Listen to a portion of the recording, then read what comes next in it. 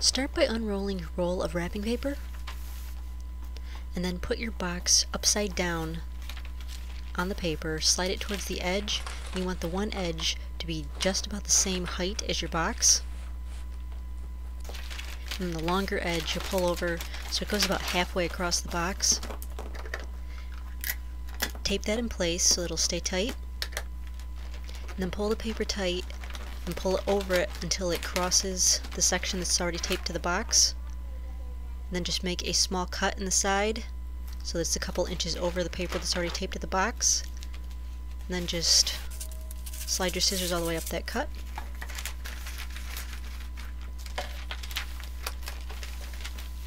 And then fold that edge right over the edge you've already got, making sure that the box is tight. Keep the paper tight against the box.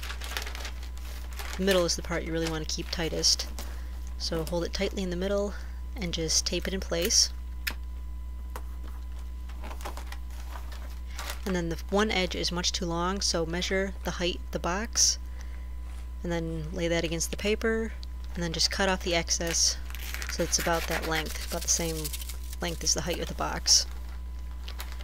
And so then on the side of the paper, just tape the two edges in place.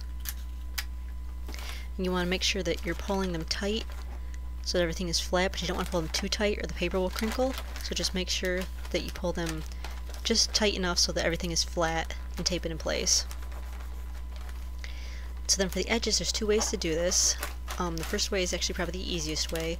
Fold the corner in and then just straighten, crease the edges there so that the paper lays at a 90-degree angle to the box.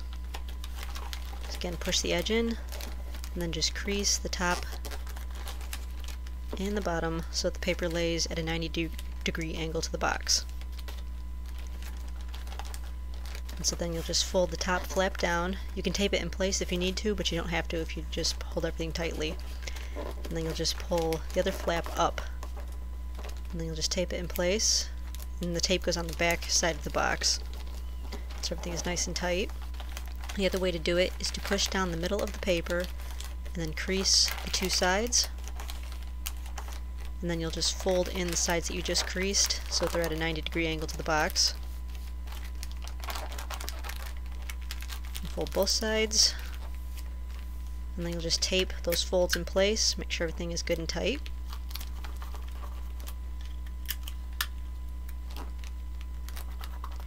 And then just fold that flap up